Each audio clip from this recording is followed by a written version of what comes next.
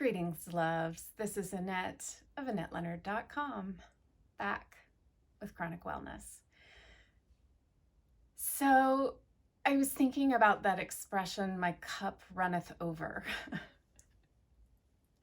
And I know that it usually is meant in terms of positive things, in terms of like abundance and a wellspring of goodness. And I was thinking about it not in terms of those things, but in terms of reaching new thresholds within myself, new breaking points, new horizons of hardship and overwhelm. About 10 days ago, my wife experienced a concussion. And, you know, concussions are terrible.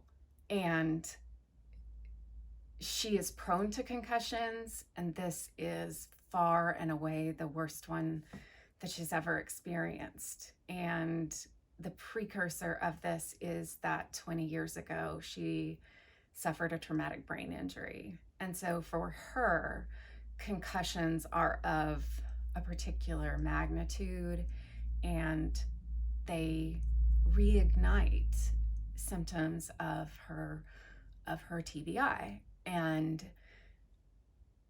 so she is resting 18 to 22 hours a day. Here at 10 days out, she is still vomiting, not able to keep down solid food with any kind of regularity, because she went to the hospital to have an MRI to make sure she wasn't hemorrhaging. She was like, well, now I have to quarantine from you. And I was like, well, if you think I'm gonna let you sleep in the camper to maybe aspirate in your own vomit, that's not gonna happen. And so we've been sleeping in separate rooms and masking anytime we're near each other. And I am trying to manage the dogs and the household and keeping up with dishes and meals for myself. And I'm reaching new thresholds. My own health is not great ever, but right now in particular. And so my cup runneth over. And I was thinking too about the Buddha saying, before enlightenment, carry water, chop wood. After enlightenment, carry water, chop wood. And just, I don't pretend that I am an enlightened being, but just that speaking to the fact that in the midst of the ordinary and the extraordinary, some amount of just the babies have to be fed and we have to get a bath remains. And so, you know, there I am, washing the knives when I have a little bit of energy, clearing out the dishwasher in stages if I don't have the full energy to do it.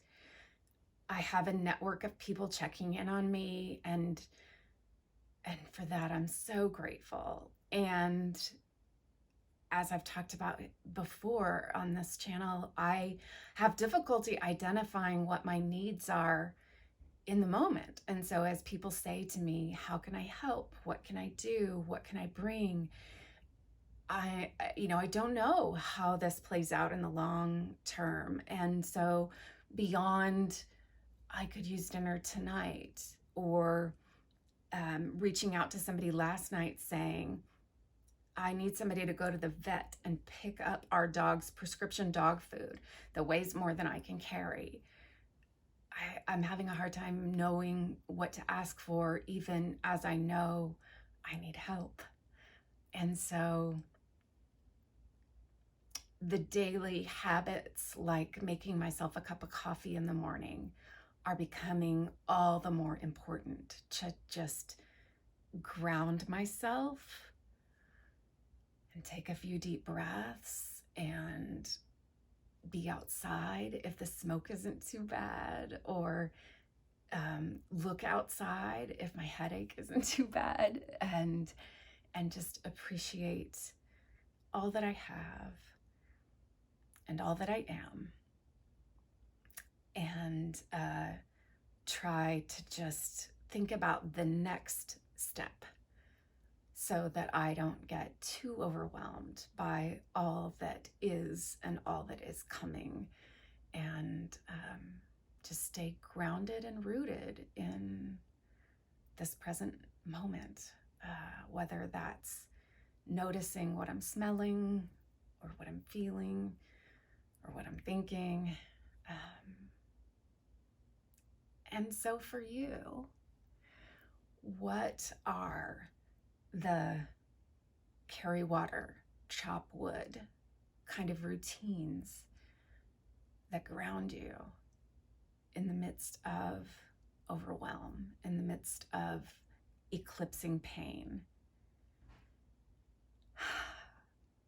Share with us so we can benefit. I love you. Love to everyone out there suffering in pain, to anyone who's ever had a TBI or someone in their life with head injury. I have real compassion. Until we're together again, I hope that you are muddling through. Be well.